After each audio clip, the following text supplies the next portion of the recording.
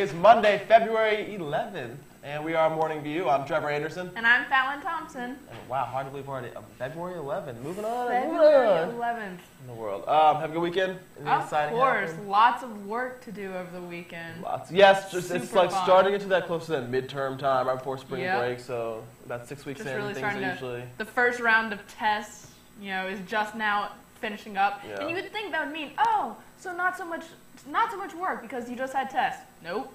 No, of course not. Not at Vanderbilt. No way.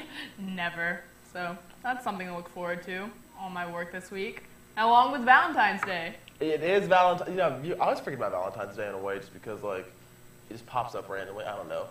You just get back and it's just like Valentine's Day. I never forget Valentine's Day because it's the one chance that I can buy myself a bag of candy and eat the whole thing and not feel bad.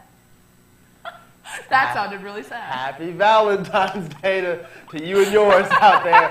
I hope you all celebrate the tradition in the same way. We're going to save you that and keep moving on to take some headlines out of the way. Save that embarrassment. All right, several buildings near the place where 21st Avenue splits into Broadway and Division Streets, including the Benchmark Sports Bar and the Wendy's, will be torn down to make way for a new multi-use development. The Mellow Mushroom Pizza restaurant will stay and be incorporated into the development, which will include a hotel, apartments, a parking garage, retail space, and restaurants. Buckingham Companies, a developer out of Indianapolis, is leading the project. Buckingham has experience with multi-use developments, especially near college campuses. The development was chosen by the Legacy family, who owns the site, as well as several other areas of land here in Nashville. It's too early to know what retail and restaurants specifically will go into the new development, but James Weaver, a lawyer for the developers, says that some of the choices will be aimed at Vanderbilt students. The $120 million budget, take that, Martha Rivers, this development is intended to make a major impact on the area. The developers plan to break ground on this project this March, and the date of completion is expected for early 2015. According to eyewitness accounts, a Vanderbilt first-year student was taken into custody Saturday night after jumping through a third-story window in East House onto a balcony and harassing students on campus.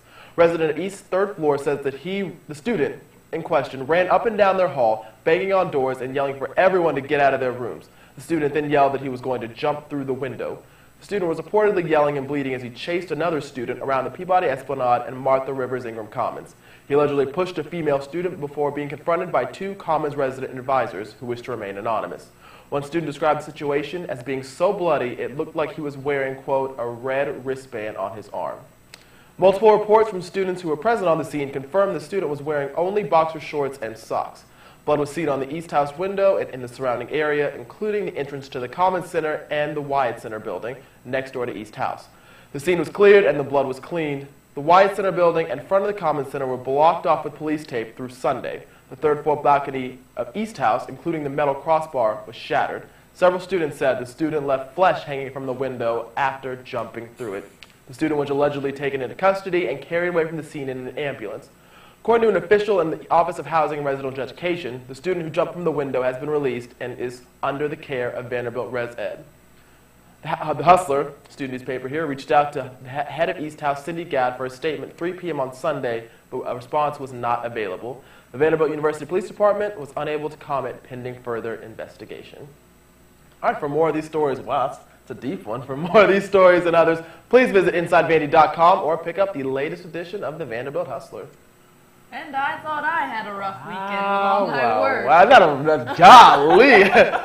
I mean, of course, I think everybody knew about it, but that was, I mean, gosh, flush out the one. That sucks. Yeah, you know about it, you know it's bloody, and you think about it. When you hear like little details like that, it just kind of changes everything. I cringed. I'm not gonna. That was. Whew. She did. I can vouch. I saw her cringe. Like, that was too it much. was wow. Good morning.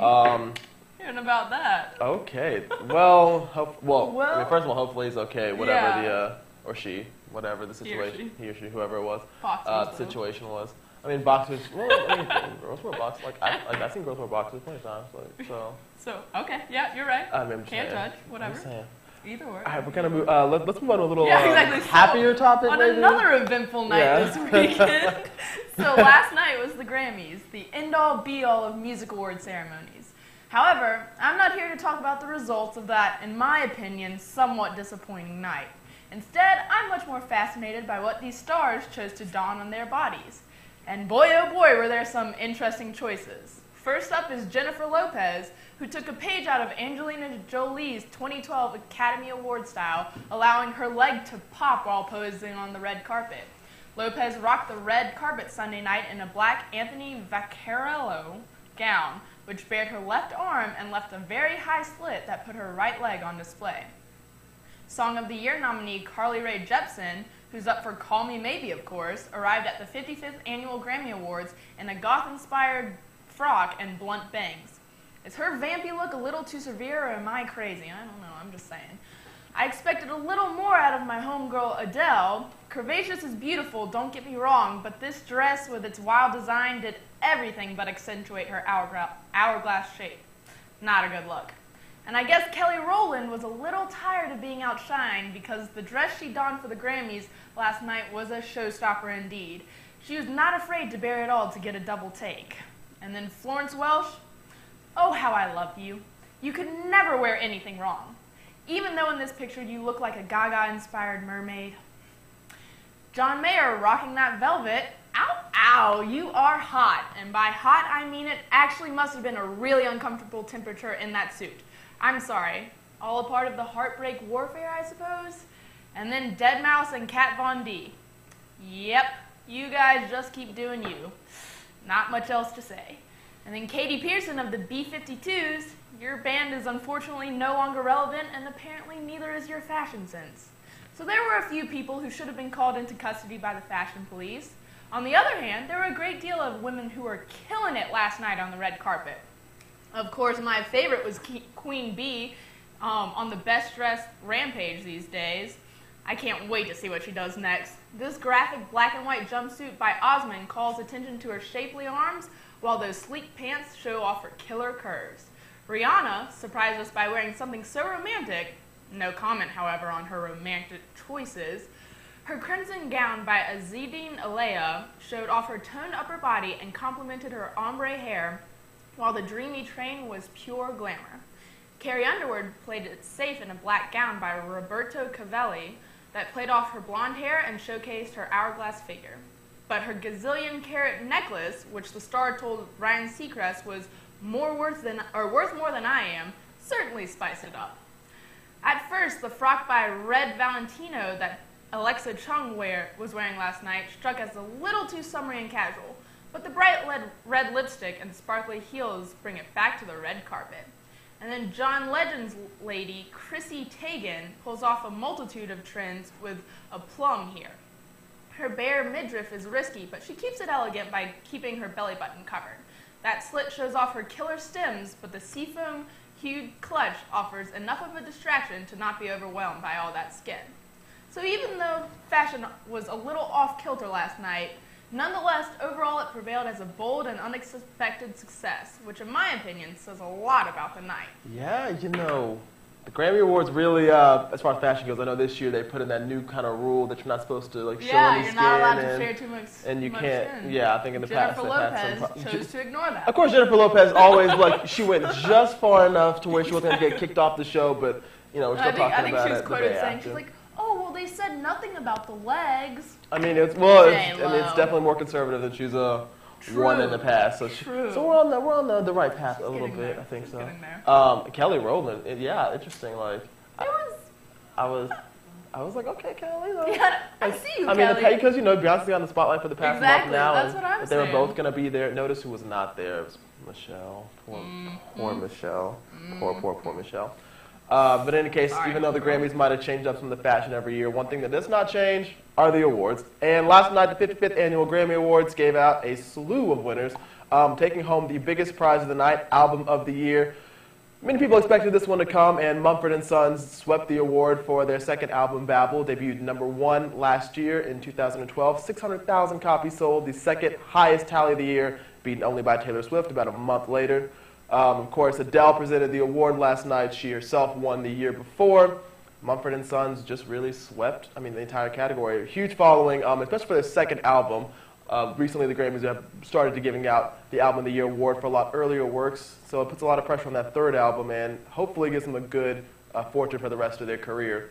Following up in the Record of the Year category, The biggest hit of last year and one of my personal favorite songs of all of 2012 took the award. Prince was on hand himself to give out the award, and Prince doesn't make very many Grammy appearances, so you know it was a big deal. Called it one of his favorite songs. The winner was Somebody That I Used to Know by Gautier, featuring Kimbra. Gautier was nominated for 3 Grammys last night, including Record of the Year, and took home all 3 of them.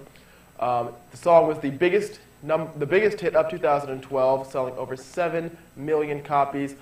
Of course, it launched Gautier to international fame, and to boot, took home 3 Grammy Awards. Other winners included Adele, who took home her 2nd consecutive award for Best Pop Solo Performance, the category which was just begun in 2012. She won last year for the song Someone Like You.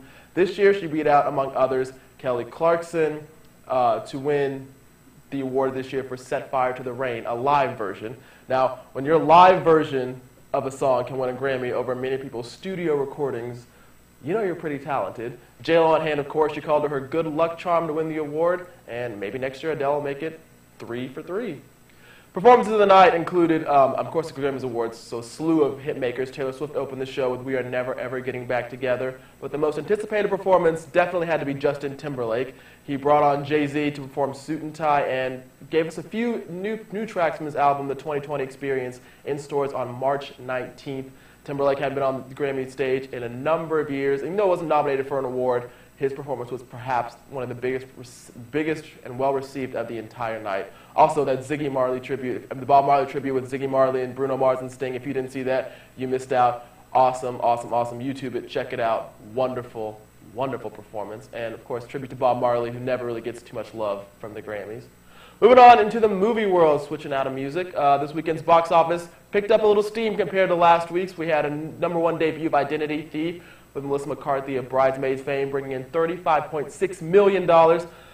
Warm Bodies stayed at #2 this week, bringing in $11.5 million, and slipping from #1 last week to #3 this week is, debuting at #3 this week, Side Effects, bringing in $10 million. Now, of course, with all the Grammy hype here in America and trying to see who's going to win that award, one award show that didn't get quite as much love were the BAFTAs.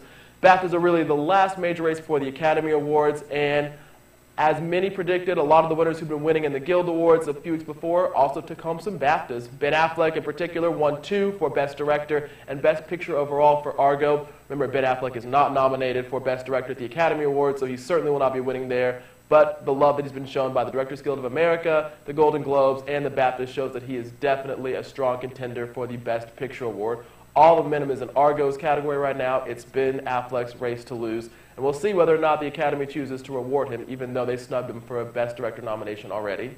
The acting categories, no surprises there for the most part. Daniel Day-Lewis took home another award for his performance as Abraham Lincoln in the biopic Lincoln. Daniel Day-Lewis has won basically every award since award season began, way back in October, from all the critics and all the guilds.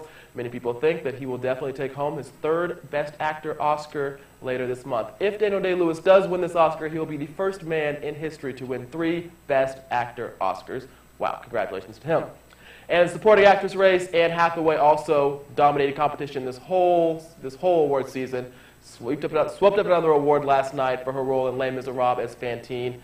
As with Daniel Day-Lewis, Anne Hathaway has all momentum going into the race, and people think it's hers to lose. Hathaway's been nominated for an Academy Award once before for Rachel Getting Married in 2009. She lost to Sandra Bullock in The Blind Side. But this year, it looks like nobody has the power to stop her. So it'll be interesting to see what happens. And, of course, we'll keep you updated with all the rest of the races and Oscar night when it hits later this month. So incredible that everyone's, it has been a busy time. Yeah, absolutely. I always kind of hate the BAFTAs get sideswept by the Grammys. It makes sense, of course, the Grammys are in America, and some of our biggest artists get nominated. But that's the thing is, and of course, since they're British awards, they're sort of the one big award that people watch that isn't American-based, so maybe that has something to do with it. But in any case, the winners a lot of times are still the same. You got Ben Affleck, Daniel Day-Lewis, Anne Hathaway. I mean, those names have been popular all award season, and they certainly will not stop now, especially between now and the Oscars. Can't wait. Don't be surprised if they, again, in about 3 weeks, running off those same list of names again for those same awards, and they've just got it all going for them. At this point, you rarely do you ever lose an award after having so much steam so late in the game. So, I can't wait. I'm excited. Of course, some of them, Daniel Lewis already has 2 Oscars, so if he loses. know, Oh, well. I already have 2 Oscars. Oh, well, I mean, me too, Daniel. Me too. absolutely. She'll be bringing me them next Monday, so just stay tuned for that proof. All right. Well, definitely the weather this weekend. It was, after last weekend, it was starting to get a little warm. Usually, I'm getting to expect the weather. The weekends are warm. The weeks get a little cold. This weekend, not so much. Started to slow down a little bit. That rain. The groundhog did not see his shadow on February 2nd, so supposedly spring's coming a little sooner. Apparently, it's Good job, Phil. I don't know, delayed on American Airlines or whatever, but it'll be moving down here soon. Today, though, expect a high of 58 and a low of 35, getting close to freezing, and maybe we'll just see some snow tonight. Oh. We won't. One last little hurrah. Just one last Please, little nature. hurrah before we get out of here. And then let's get in with spring. Absolutely. Let's bring that back. Well, we'll be here all spring for you here on Vanderbilt Morning View, like that. Not good. Yeah, No, that was good. That was a nice right. little nice. All right, until next Monday, everyone have a great week. I'm Trevor Anderson. And I'm Fallon Thompson. And we'll see you here, Morning View.